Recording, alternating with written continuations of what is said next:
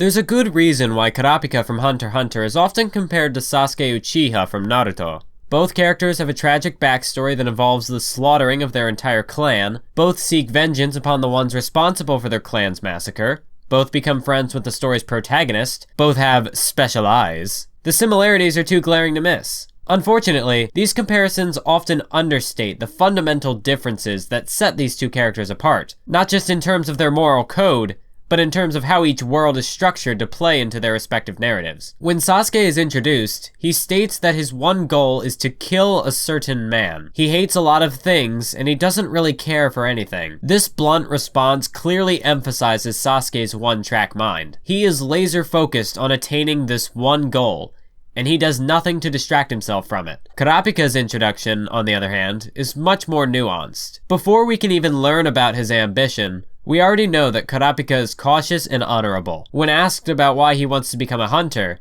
Kurapika avoids the question by saying, "It's quite simple to avoid pesky questions by offering a plausible lie. However, it is quite shameful to rely upon deceit." From this, we can gather that Kurapika operates by a strong moral code. His hesitation also clues us into his reserved, tactical nature. While Gon happily admits his reason for being there, and Leorio adamantly rejects the question, Kurapika doesn't emote. This once again hints at how calculated Kurapika truly is. He isn't willing to make a move until he has completely assessed the situation, and has adamantly developed a game plan to address it. Once he realizes that hiding his motivation will keep him out of the hunter exam, Kurapika quickly reveals that he is the last survivor of his clan, and that he vows to eradicate the ones responsible, the Phantom Troop. After being told that he will be throwing away his life, Kurapika replies, "I don't fear death. My only fear is that my rage will fade over time." This delivery varies considerably with that of Sasuke's. While both are determined to achieve their ambitions, Kurapika's morals provide a potential objection to this path of hatred. His ultimate goal is to murder the entire Phantom Troop,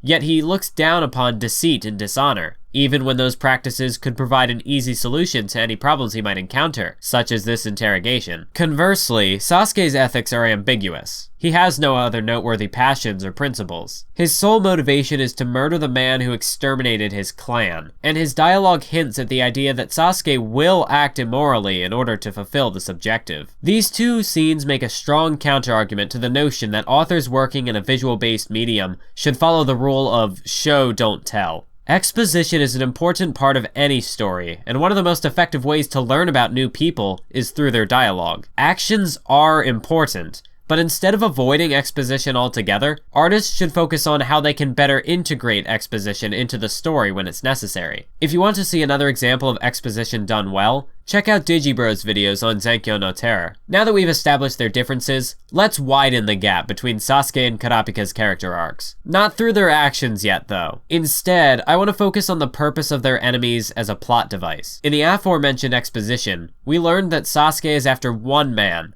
whereas Kurapika is after an entire group. Masashi Kishimoto sets up Sasuke to be a simple kid with a one-dimensional goal, whereas Yoshihiro Togashi makes Kurapika a multifaceted character with an evolving goal. I'm not saying that Sasuke isn't a complex character, and I'll get back to that idea in a bit, but as a plot device, Sasuke's room to develop in the confines of his arc is much more restricted than that of Kurapika. While Kurapika can and will score victories over members of the Phantom Troop, Sasuke can't defeat Itachi. When Kurapika kills Uvogin during the Yorknu arc, his journey isn't over. There are still 12 other members of the troop to deal with. Kurapika's end goal will remain intact until he either eliminates the troop entirely, suffers a drastic change in his ideology, or dies. When Sasuke kills Itachi, his journey is over. His goal has been realized. After that, Kishimoto needed to either remove Sasuke from the story or make him adapt. Kishimoto chose the latter, but to do that,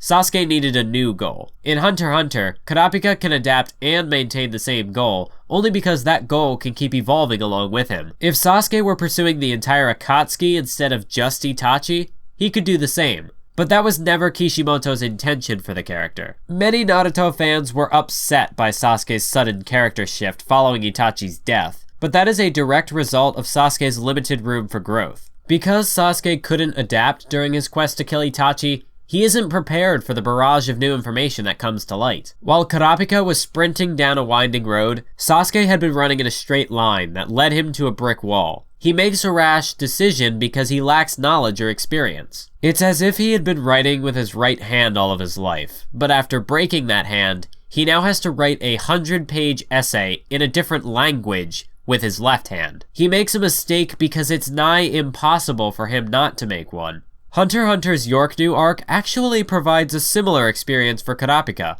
Around the arc's halfway point, the entire troupe appears to be dead. At first, this sends Kurapika into a brief depression. His life's ambition is suddenly ripped away, and he is left with nothing to show for it. Because he was able to form meaningful connections, however, it looks like Kurapika would have bounced back if given the time to do so. Of course, the troupe isn't really dead, so that idea dies before it can actually take shape. But it does answer the question of how Kurapika would fare in a situation that parallels Sasuke's plight at the start of the Great Ninja War.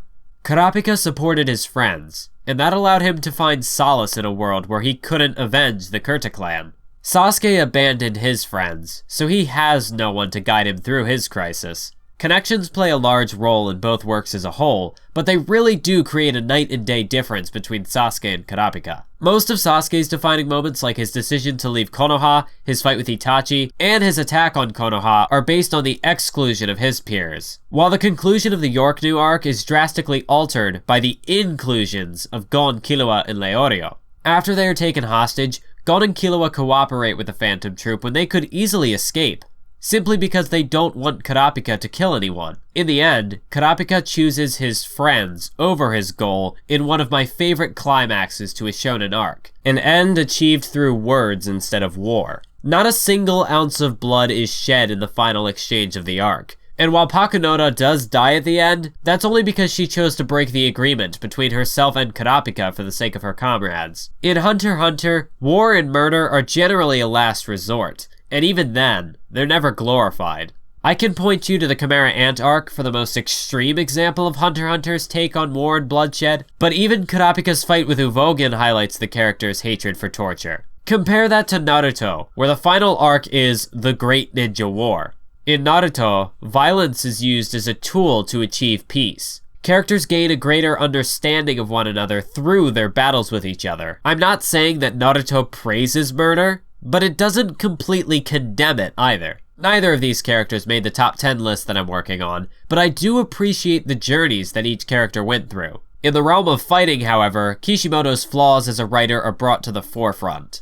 I like Sasuke as a character, but the overpowered nature of the Sharingan definitely brings down my opinion of his role in the story as a whole. I enjoyed his final fight with Naruto, but that mostly comes from the parts where they're just beating the hell out of each other. It's a hell of a sequence, but I couldn't help but tune out during the middle bit with all of the superpowers. In that regard, Kurapika is a far more interesting character. He may be able to use his Scarlet Eyes to gain access to all 6 paths of the Nen system, but the entire application of Nen is a give-and-take sequence. Kurapika can essentially cheat the Nen system using his Scarlet Eyes, but in exchange, he can only use the strength of those abilities against members of the Phantom Troop. He's a monster when he fights against the troop, but he wouldn't stand a chance if he was pitted against any of the Royal Guards in the Chimera Ant arc, let alone Meruem. Yes, that also means that Sasuke would destroy him in a fight, so if that's why you're here, you can leave now. If you enjoyed this video and want to see more like it, share it around. Spread word of my beaming brilliance across the internet, and together, we can take over.